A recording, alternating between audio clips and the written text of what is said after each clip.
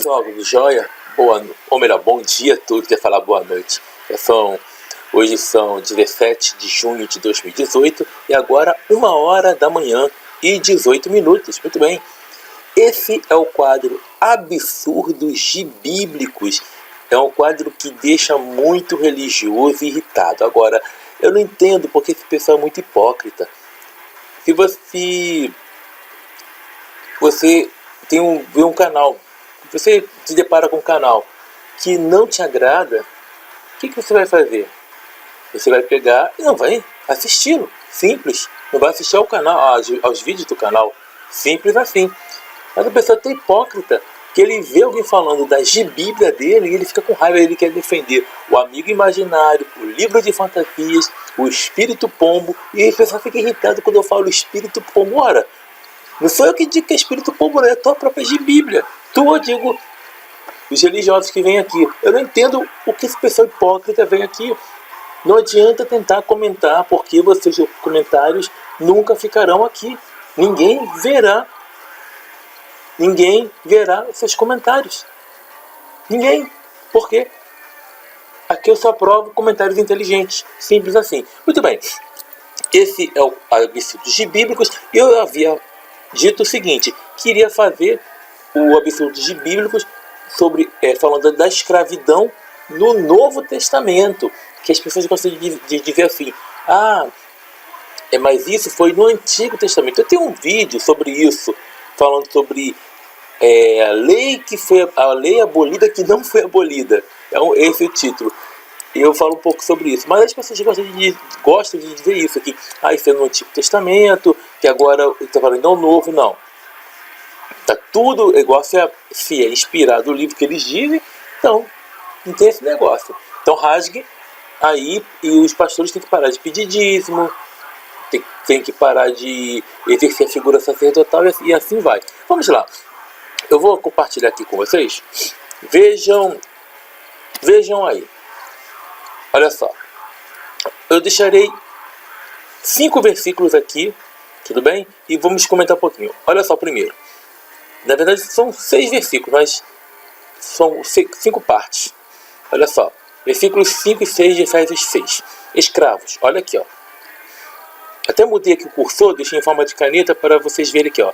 Escravos, obedeçam a seus senhores. Olha o que está escrito aqui. A seus senhores terreno com respeito e temor, com sinceridade de coração como a Cristo. Obedeçam-lhes não apenas para agradá-los, quando eles os observam, mas como escravos de Cristo, fazendo de coração a vontade de Deus. Olha só. O que esse versículo aqui doido quer dizer que a vontade de Deus é o escravo obedecer o Senhor dele. Aqui, ó, sabe o que acontece? Em algumas Bíblias está escrito servos. E é a maneira bonitinha de dizer escravos.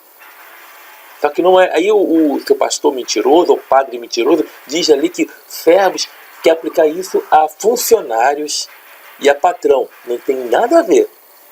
Isso aqui está falando de escravidão. Vamos prosseguir aqui. Olha aqui, ó. Colossenses 3:22. Escravos, obedeçam em tudo a seus senhores terrenos, não somente para agradar aos homens, quando eles estão observando, mas com sinceridade de coração, pelo fato de vocês temerem ao Senhor. Olha que lixo. Olha o conselho do tal apóstolo, supostamente teria sido ele, né? Paulo diz... Em nenhum momento ele faz uma exortação para que os tais senhores deixem de ter escravos. Sabemos que é uma crueldade. E isso aqui era visto como algo normal na antiguidade. Nós sabemos que é uma tremenda de uma injustiça, tremenda de uma crueldade. Mas já que vocês falam tanto, eu digo vocês, religiosos, de bondade que se livra santo, por que não condenou em nenhum momento? Continuando. Colossenses 4:1. Senhores, deem, olha só, a instrução da Bíblia sagrada aos senhores de escravos. Deem aos seus escravos o que é justo e direito, sabendo que vocês têm um Senhor no céu. Não está mandando libertar os escravos, está mandando continuar. Brincadeira, né? Tito 2:9. ensine os escravos. Eu peguei essa versão que é melhor, porque ele não cortou essa palavrinha. E muitos aparecem servos, e o teu pastor te engana. Olha só. Ensina os escravos a se submeterem em tudo a seus senhores, em tudo. Sabe o que acontecia muito na época de Roma, na época não só nessa época que atribui a escrita desse livro? Sabe o que acontecia muito? Se você não sabe, eu vou falar uma coisa para vocês. Que as pessoas gostam de estudar, ou melhor, poucos estudam na verdade, mas quando as pessoas vão estudar um pouquinho a história, eles não pegam o podre que aconteceu. Não, você pega a coisinha bonitinha, aquela coisinha. Mas sabe o que os senhores de escravos faziam? Tinha que fazer um serviço, mandavam aquele escravo trabalhar, seja homem, mulher, o que for.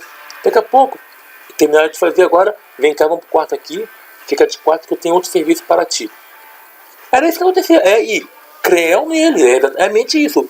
Transava, estuprava, era exatamente isso. E aqui está mandando: ensine os escravos a se submeterem em tudo aos seus senhores.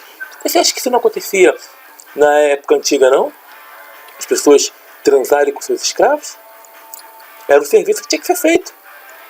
E a só de Bíblia você mandando submeter em tudo. Olha que livro lixo. Aí as pessoas falam: por que você fala contra? Porque o pastor e o padre não falam disso. O bispo, o apóstolo, hoje tem um montão de apóstolo aí, né? Olha aqui, ó, continuando. A procurarem agradá-los, a não serem respondosos. Você tem que ficar caladinho, tá? É isso que está falando. E a não roubá-los, mas a mostrarem que são inteiramente dignos de confiança, para que se tornem atraente em tudo o ensino de Deus, nosso Salvador. Então quer dizer que vai ser atraente o ensino desse livro aí, desse amigo imaginário de Salvador e desse zumbi judeu.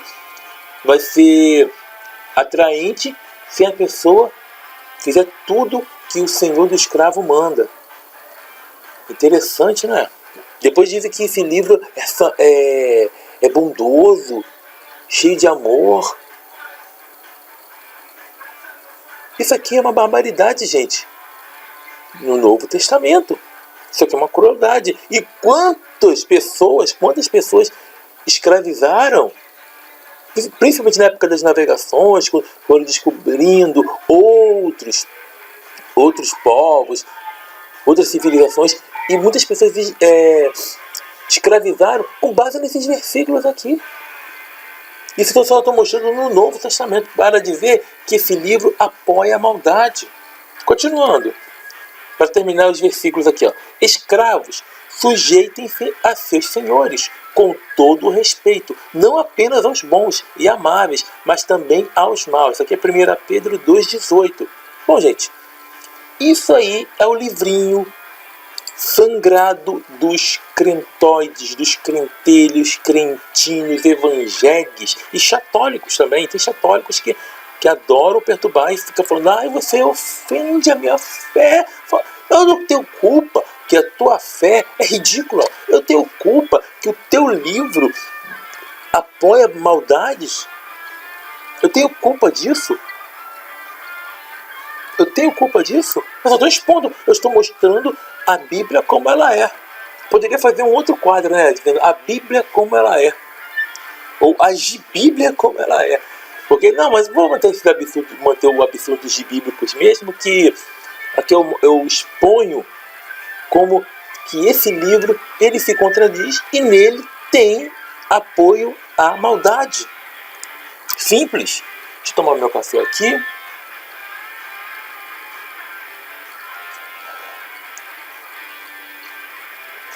E outra coisa, depois vocês leiam Filemão, capítulo único.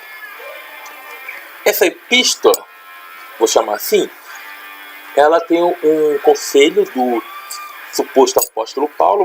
Vamos respeitar que ele escreveu, tá? Falando a Filemão sobre o escravo dele, Onésimo, porque o escravo fugiu e esse Filemão, ele tinha uma igreja na casa dele. O pessoal se reunia lá. Ele era cooperador de Paulo. Muito bem. Uma pessoa que era o cooperador do trabalho santo. Ele tinha um escravo, que era Onésimo.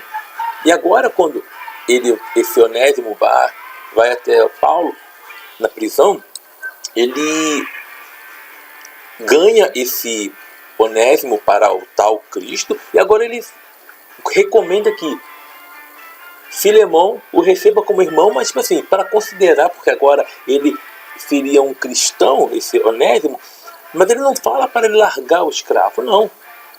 Ele manda servir, tipo assim, para ter um apreço por ele, uma estima, mas vai continuar sendo escravo. Em nenhum momento ele fala para deixar a escravidão. Tá lá em Filemão, leia lá, não vou ler o capítulo todo, só para não tomar muito tempo. Mas entenda uma coisa, gente. A Bíblia foi escrita apenas por seres humanos e não teve influência, não teve participação divina alguma. Isso nunca aconteceu. As pessoas colocaram aquilo que eles queriam. Foram vários autores. Na verdade, são todos anônimos.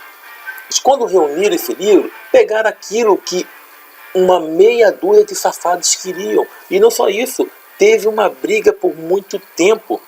A Bíblia só terminou de ser, vamos dizer assim, canonizada, eu não gosto de usar essa palavra, ela terminou de ser elaborada, os livros escolhidos só terminou no século IV. Ora, se era inspirado, por que não aceitaram isso logo do início? Teve uma briga muito feia. Hein? E naquela época, primeiro século, segundo, a escravidão era vista como algo normal. Isso só reflete o pensamento arcaico, o pensamento bárbaro do homem antigo. Só isso. Tem nada de inspirado aqui, mas as pessoas só gostam de ler as partes bonitinhas da Bíblia. Aí quando eu mostro isso aqui, aí vem um idiota aqui e vem falar: por que você fala isso? Por que você fala? O que vai mudar? Vai mudar porque eu sou fruto de trabalho de livres pensadores. Eu comecei a questionar e a questionar e ver a Bíblia como ela é, depois que eu vi pessoas falando a respeito como ela é, sem a interferência e sem a interpretação dos pastores. No início eu fiquei com raiva, só que uma diferença, porque na época eu acreditava nessas besteiras. Eu fiquei com raiva, mas eu não fui xingar ninguém. Eu não montei perfil fake para xingar ninguém. Eu fui estudar. Porque eu estudava bastante, eu estudava história, estudava filosofia, mas sempre com o ponto de vista cristão. Quando algo entrava em conflito, minha mente já rejeitava. É aquela coisa que eu falo sempre, a inteligência seletiva. A pior coisa é você estudar com crença, porque a crença vai te limitar em certo momento. Mas hoje não. Então, quando as pessoas foram falando sobre o que esse livro é, desmistificando, eu fui vendo realmente. Eu vi as contradições, eu vi os absurdos, vi a história. Porque as pessoas dizem que o ser humano, os brasileiros precisam conhecer a Bíblia. Não, a Bíblia está aí, não precisa conhecer a Bíblia, você precisa conhecer a história da Bíblia.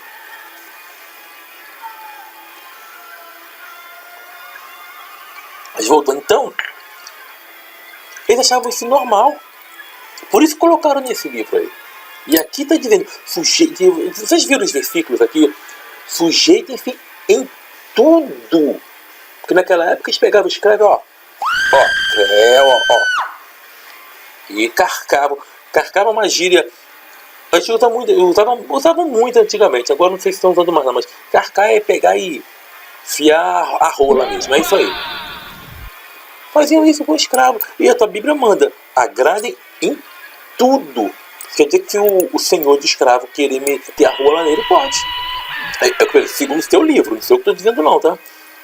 E a Bíblia diz que você pode ter escravo. É o que estou dizendo. E aí, você vai fazer isso? Querem cumprir isso? Porque a lei brasileira proíbe. Gente, meus amigos que estão aqui, eu estou falando geralmente mais a sua Bíblia, realmente, porque a maioria que vê isso aqui é religioso. Os meus amigos livres pensadores, ateus, agnósticos, deístas, eles pensam, eles não caem numa besteira dessa aqui da Bíblia. Eles sabem muito bem como é que é. Mas as pessoas que não entendem, não conhecem, elas deviam fazer o quê? Elas deviam pegar, ler o que está aqui e parar de justificar barbaridade. Parar de tentar de justificar o injustificável. E dizer realmente, aqui tem contradição ou aqui tem o ensino de uma barbaridade, de uma crueldade. Gente, já deixei os versículos aí. Fique aí com esses absurdos bíblicos. Pense, tá? O negócio é você pensar. É você questionar as coisas. Não é você aceitar ou acreditar apenas porque alguém disse que é inspirado. Se alguém pegasse o livro um livro de Chapeuzinho Vermelho e falasse desde a sua infância, desde que você começou a falar, esse livro aqui é sagrado, esse livro aqui é sagrado. Quando você se tornasse adulto, você ia repetir isso igual um papagaio. Ou a maioria iriam fazer isso. Até uma hora que fosse estudar e ver, opa, isso aqui não, isso aqui é fantasia. A mesma coisa é a Bíblia. A mesma coisa. Então, por que você fala isso? Eu falo para saber que as pessoas que pensam igual a mim, elas não estão sozinhas. E segundo, porque alguém nesse meio termo aí, nesse meio caminho andado, alguém vai se despertar. Assim que nem eu fiz. Tudo bem? Então, quero agradecer a todos. Muito obrigado aos inscritos. Muito obrigado a vocês que têm me apoiado. Um grande abraço a todos. Até a próxima. Sucesso e tchau, tchau.